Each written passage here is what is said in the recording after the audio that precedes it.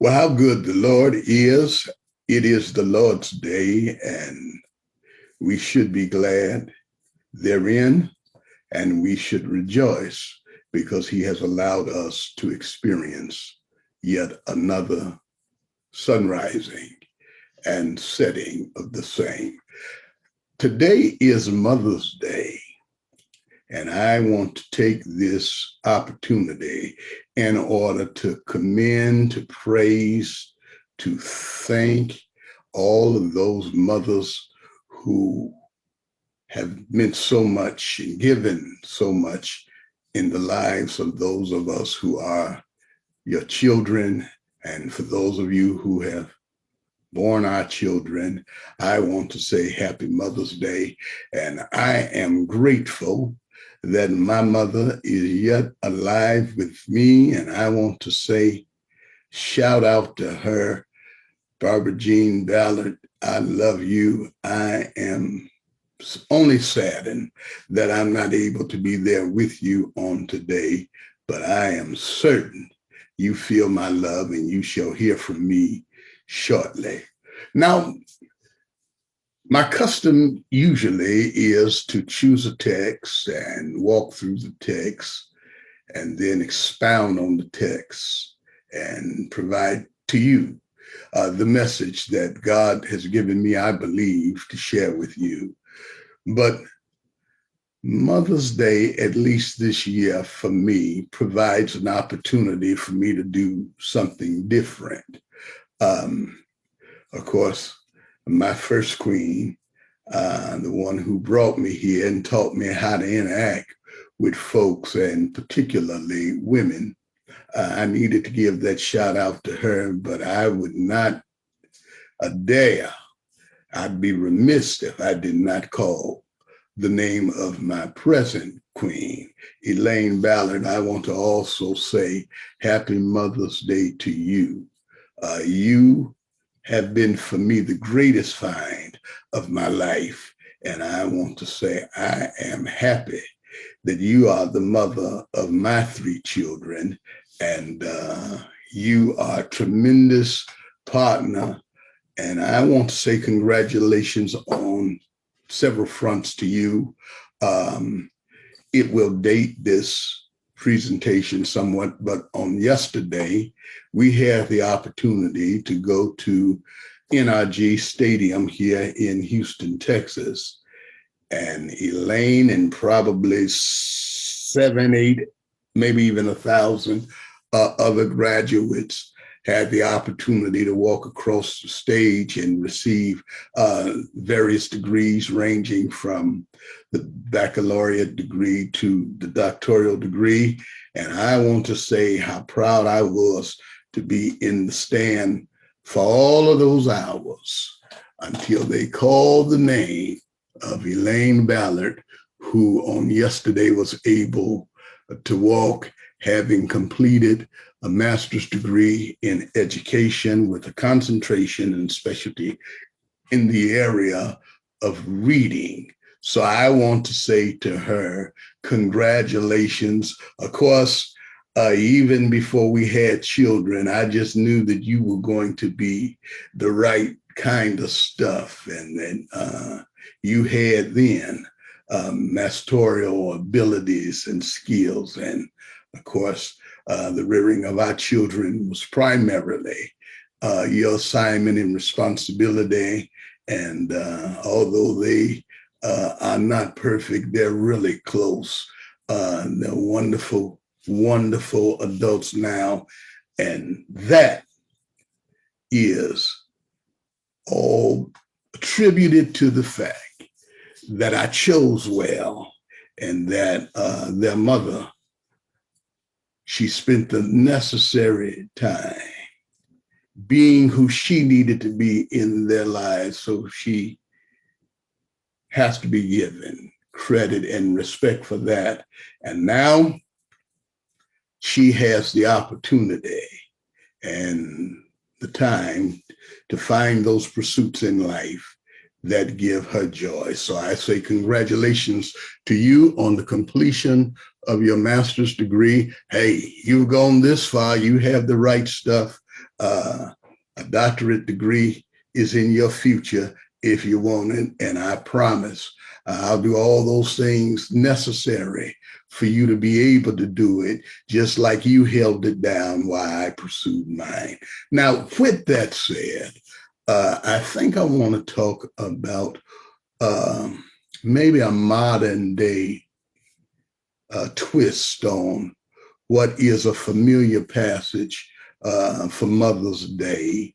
If you've been in and around the church any length of time, you have heard a passage of scripture found in Proverbs, Proverbs 31.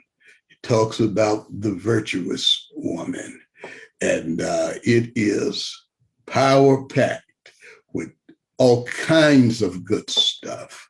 But I need to be honest with you and tell you this. From the time of the writing of that scripture, that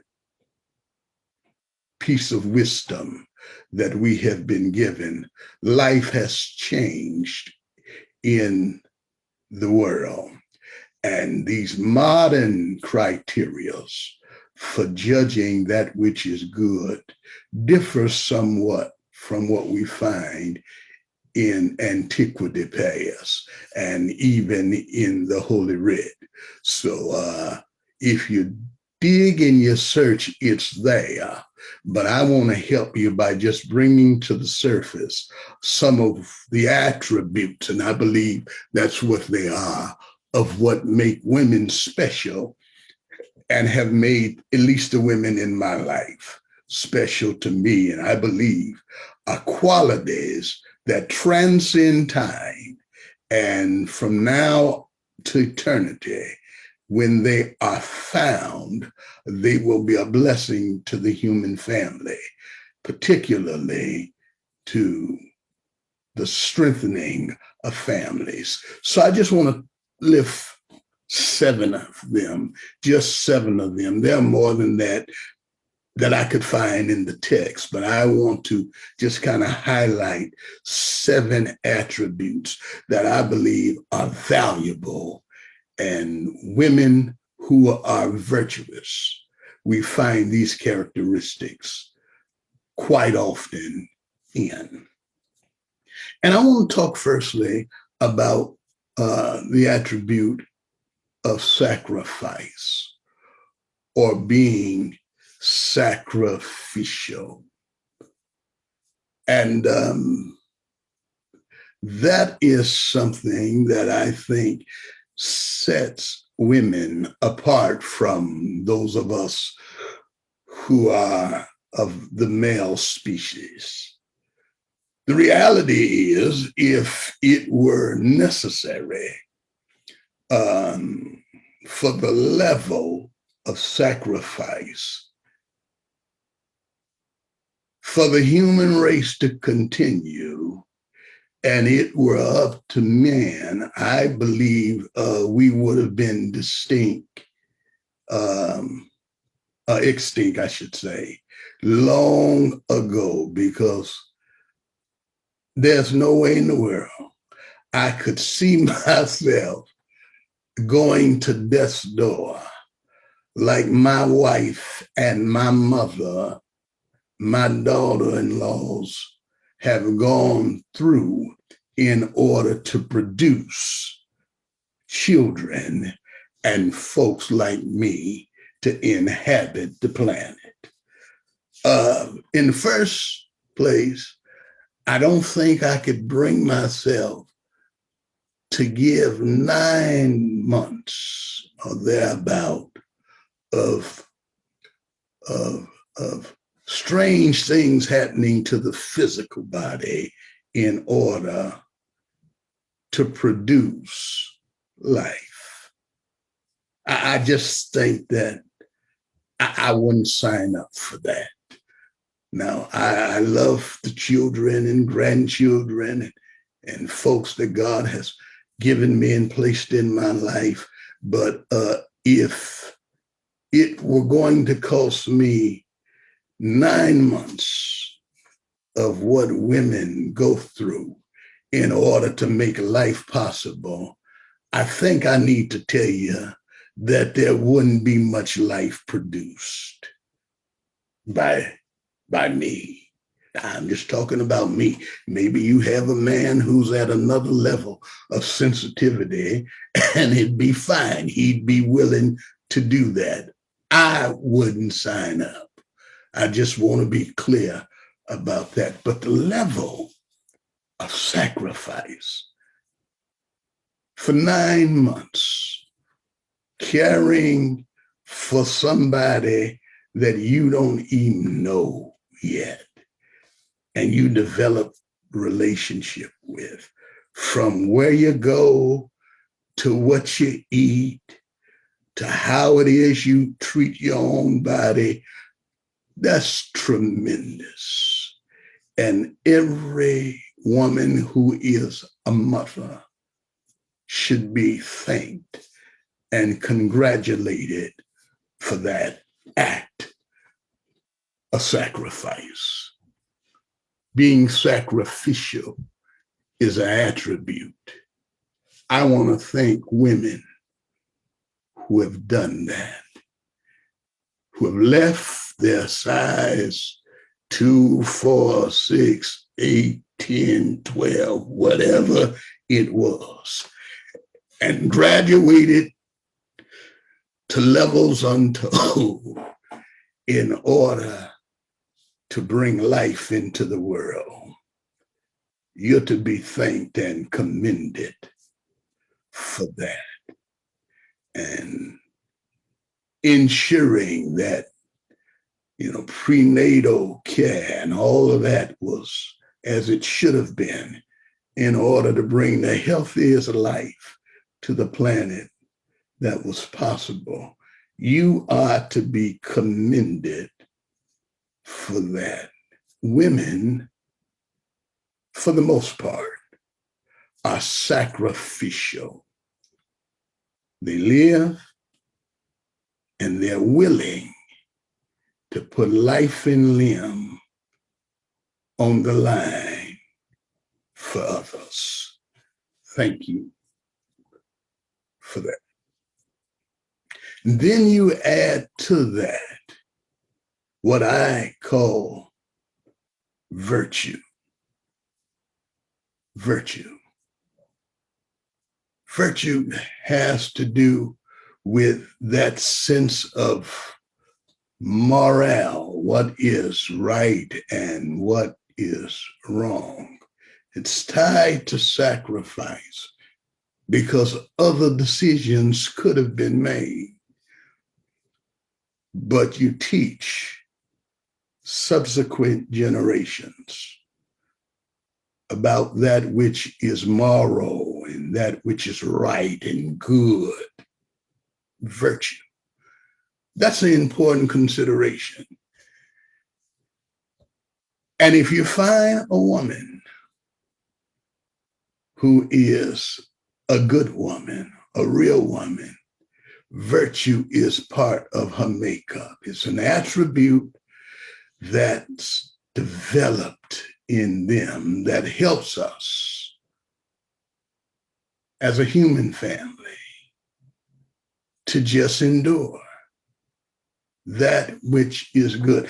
Not always good for them, but good for us and good to others. Thank you for that. And then on top of that, there are women who are industrious. I was thinking about this just the other day. I grew up in the 60s, and in the early part of my life, the women that I knew, primarily, they were at home making homes for their family. And then out of necessity and requirement, the work that was available to them primarily was work of domestics. That's a fancy word. That's a modern word. But the truth of the matter is, the Black women that I knew, like my grandmother, they worked for white affluent folks, or at least white folks who were more affluent than they.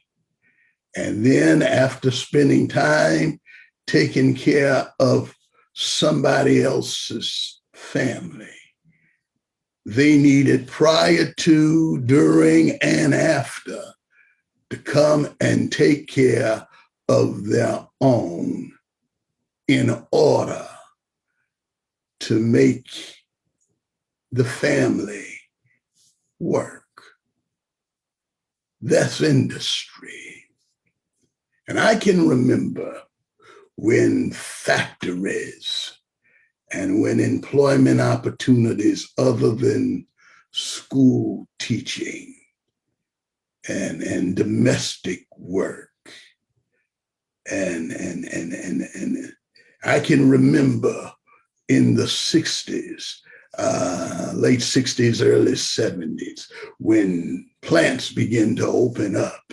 And there was this big debate as to whether or not women should be in the workplace. And this was prior to, all of these laws of fairness being implemented and what that would do to the workspace and then eventually what it would do to the military and what it would do to commerce and how it would be devastating to the family. Well, some of that was overblown, but I tell you what's constant.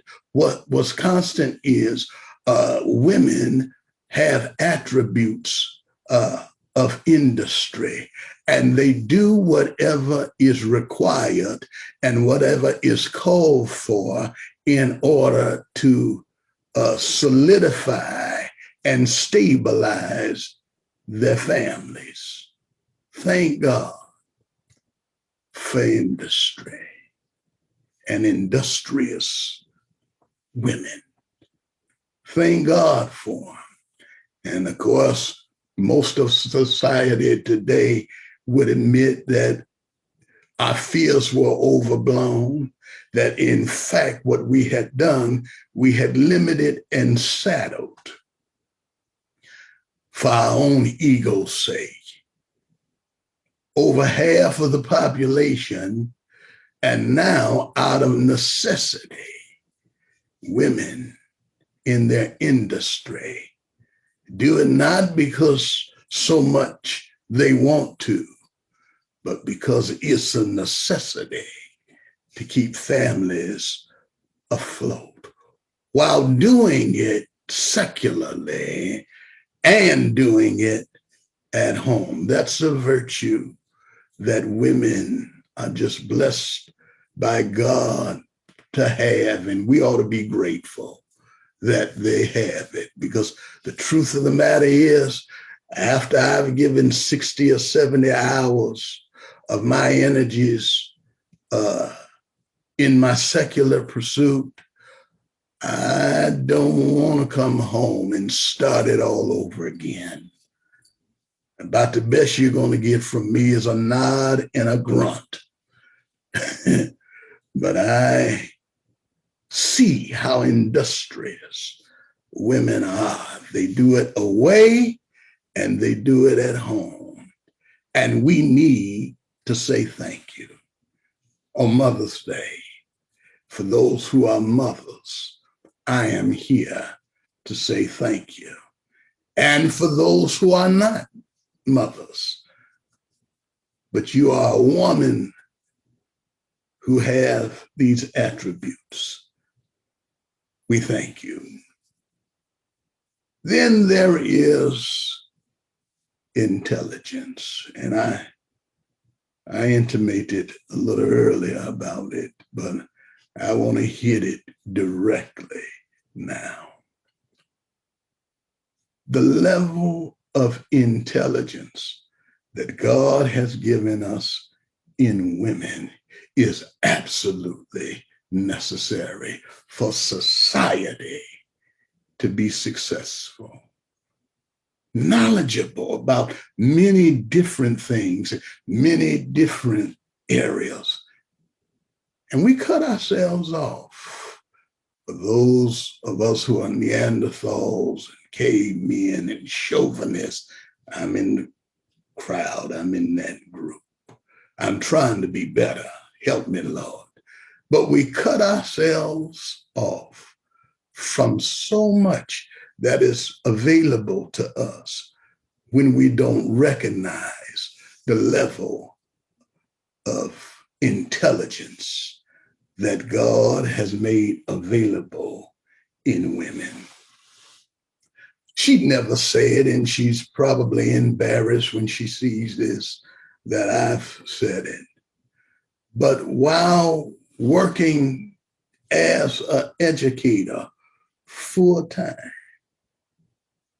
and a mother and grandmother, first lady of a congregation, and all of the things that she is to so many near and far,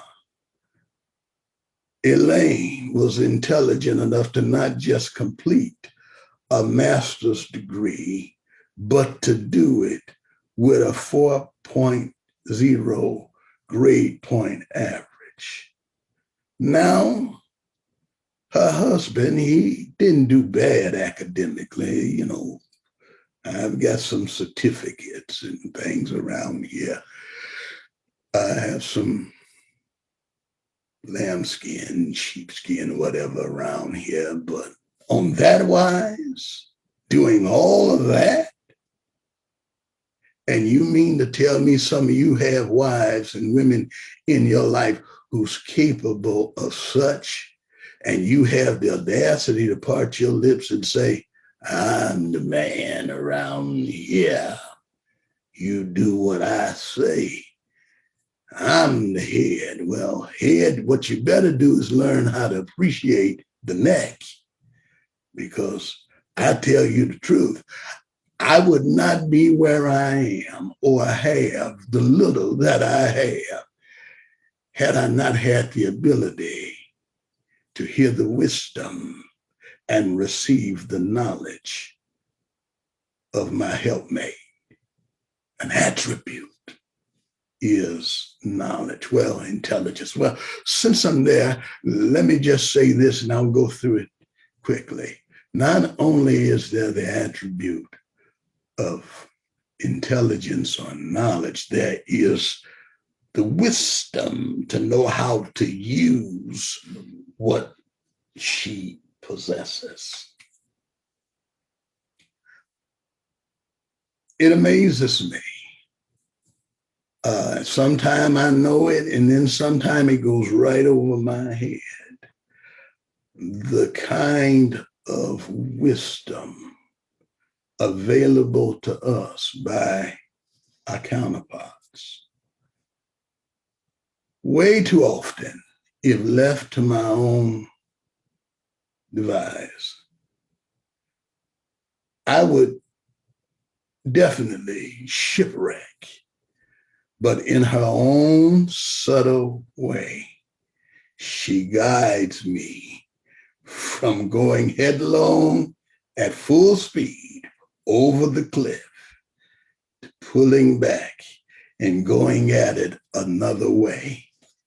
Yo, that's wisdom. It's not just knowledge, but it's the ability to apply that which is known in such a way that it can be helpful and received by others. That's wisdom.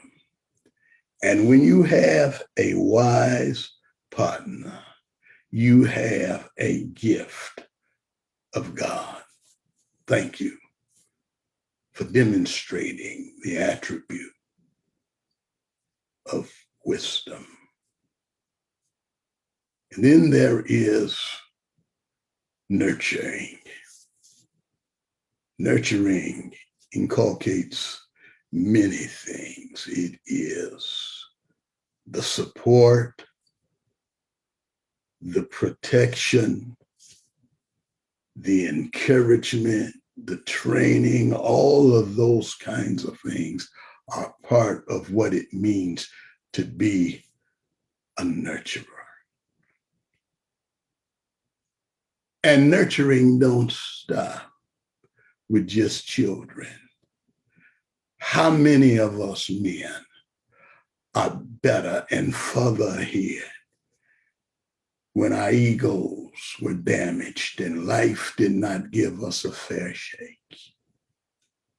Found in the comfort of our mothers, our wives, our daughters, somebody to pour in wine and oil and healing salve, nurturing us, feeding us, empowering us to go at it again, to not quit, to keep on keeping on. It's an attribute and a virtue that you, if you have it, should not overlook in the gift that you have found in women.